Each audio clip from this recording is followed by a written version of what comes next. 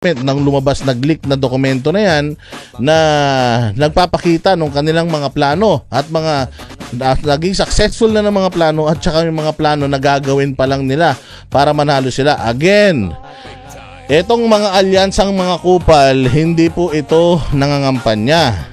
So kapag itong mga gunggong na ito nagsilabasan yan sa eleksyon, alam na natin kung anong nangyari. Tama? O kasi, tinan mo tayong sipag-sipag natin. Nagpapakilala, alam mo, every time na pumupunta tayo sa mga liblib na lugar, lagi nila sinasabi, "Noy, salamat na kahit na wala si pastor, nagpunta kayo dito. Kayo lang ang kandidato na nagpunta sa amin." Imaginein mo, 'di ba? Imaginein mo, tayo lang ang nagpunta sa kanila. So definitely maaalala nila tayo dahil nagpunta tayo sa kanila at dininig natin yung kanilang mga suliranin. Tama?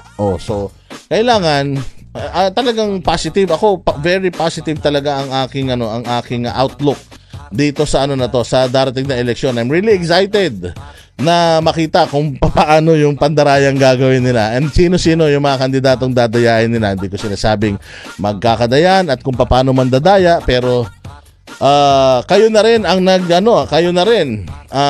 Garcia, Bongbong Marcos, kayo na rin dalawa ang nagsabi noong 2016 na merong dayaan sa eleksyon, na nung naging presidente si Bongbong at si Garcia ay naging commissioner pa ng COMELEC, wala naman tayong nakitang binago nila sa sistema. Bagkus yung mga nagsasuggest, dinidemanda pa nila. Okay, so wala na kasi talaga tayong tiwala dito sa gobyerno natin. Nawalan na rin tayo talaga ng tiwala doon sa sistema ng Pilipinas dahil yung pinagkakatiwalaan nga natin na presidente, ang dami ipinangako sa atin puros kabalbalan, puros kapalpakan lang naman ang idinulot sa bayan, di ba? So masisisi mo pa ba ang tao kung hindi na nagtitiwala?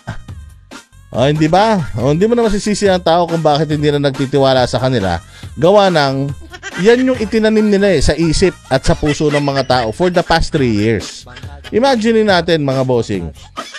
Imagine natin na meron po silang pinakamalaking inutang na sa loob pa lamang ng 3 taon, walang pandema, walang gera.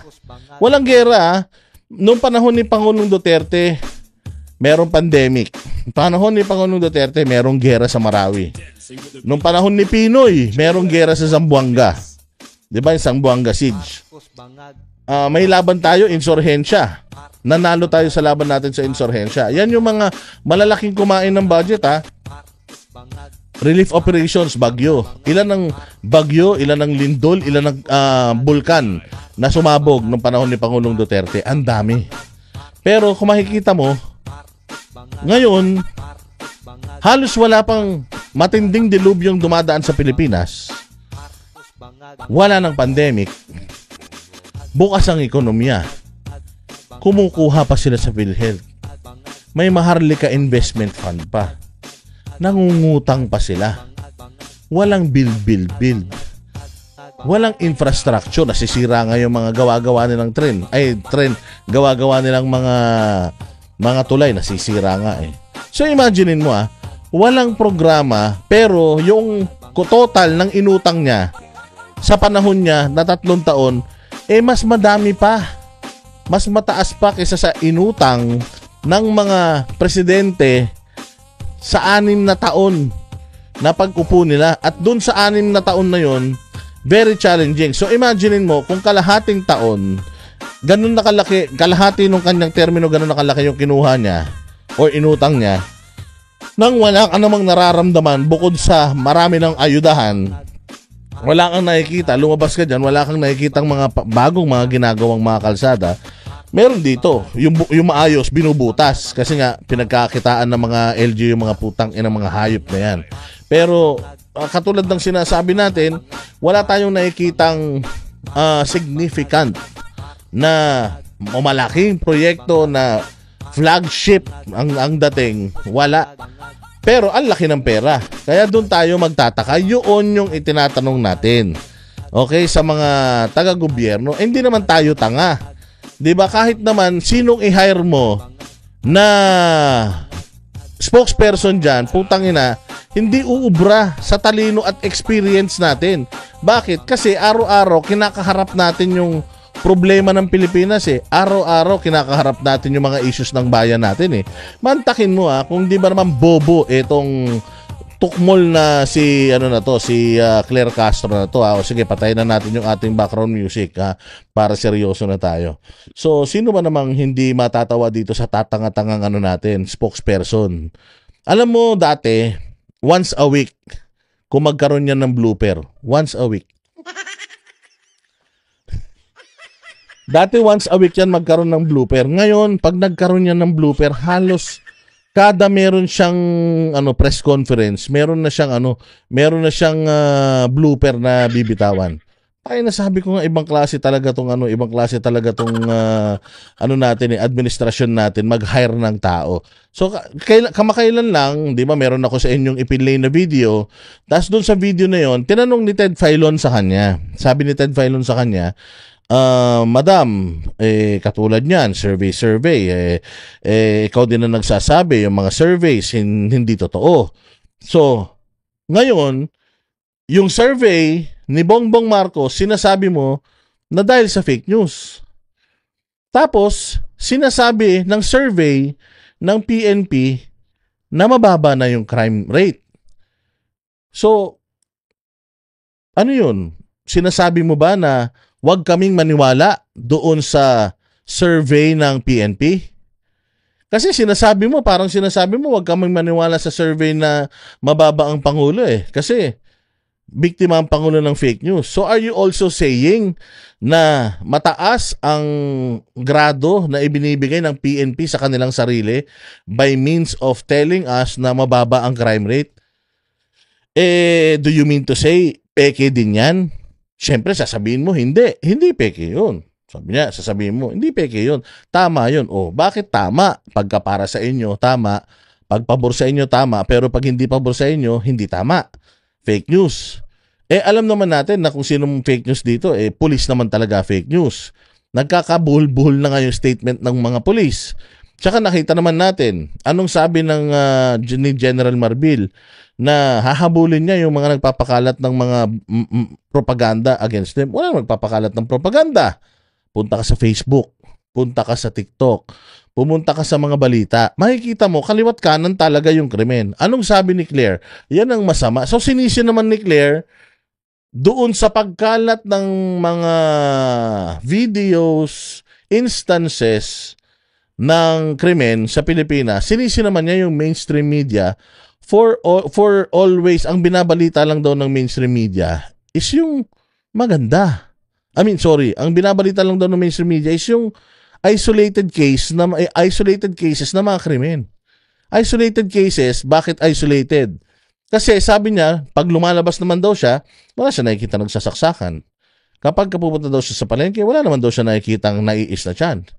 So, para sa kanya, dahil hindi niya nakikita, mababa talaga yung crime rate sa Pilipinas. So sabi ko nga, ibang klase talaga ang utak ni Claire Castro, no? Para talaga siyang aso na kahit na, mantakin mo abogado pa to kahit na alam mo nang mali, pinipilit mo pa rin itama. Kahit na alam mo nang walang kakwenta-kwenta, ipipilit mo pa rin na tama. So kailangan po ba na lahat ng mga krimen na mangyayari o magaganap sa Pilipinas, kailangan makita ng dalawang mata mo bago mo paniwalaan? So ibig sabihin, lahat itong mga lumalabas sa mainstream media at mga online platforms or social media, lahat ito hindi totoo dahil hindi mo nakita. Sobrang self-centered mo naman. Kaya nga sabi ko, wow, ibang klase talaga ang kagunggungan netong abogado na to. And I am sure na kung ako, pag wala na to dyan, hindi na USEC to, at kung ako, halimbawa, magkakaroon ako ng kaso, tangina, hindi ako lalapit dito. Walang ipapanalong kaso to kung ganito ang reasoning neto, mga bossing. So pinagtawanan siya doon ni Ted Filon kasi bilang isang abogado, sobrang nakakahiya na ganun ang take mo sa mga bagay-bagay dahil lang dahil lang ikaw ay nagtatrabaho sa gobyerno at kailangan mong pabanguhin yung gobyerno. Now, you are giving the media yung responsibility na magbalita ng maganda sa Pilipinas. Putang ina mo pala, ano pang ginagawa mo dyan? Kung inaasa mo na lang sa mga media yung pagbabalita ng maganda, ang trabaho mo bilang isang communications USEC, i-communicate mo sa taong bayan yung mga proyektong ipinangako nitong tarantado mong amo. I-communicate mo yun sa amin kung ano ng balita sa proyekto na to, sa ipinangako niya na ito, magsusona na naman. Anong aasahan namin sa putang ina niyan? Walang nagawa na naman yan itong taon na to. O aalis na naman. Pupunta na naman sa Vatican. Puta, hindi naman yata siya imbitado. Sabi ko nga ano ba naman yan? Yun pa nauna. Diyos ko, si Pope Francis na ang bait-bait, yung pa inuna. Ang dami-daming mga kriminal sa Pilipinas, ang daming mga dorobo, ang daming magnanakaw, ang daming mga sindikato rito. Bakit hindi yun ang unahin? Bakit itong mga mababait na tao yun ang inuuna? Diyos mio talaga naman. So, yan yung isa sa mga pakapalpakan ni Claire Castro. Kami ang boses ng masa, hindi natatakot. Katotohanan lang, di kami nalulunod. Walang bahid ng sismis, lahat ay totoo. Kahit sino ka pa, pag mali ka babanatan ka. Walang pinipili kulay, wala kaming kinikilingan. Basta para sa bayan, kami lalaban. Pagdama palakpakan, pag mali banatan. Di matitinag, di matatakot, para sa bayan tuloy ang sigaw. Sa harap ng kamera, walang halong takot. Mga baluktot, lahat kayo'y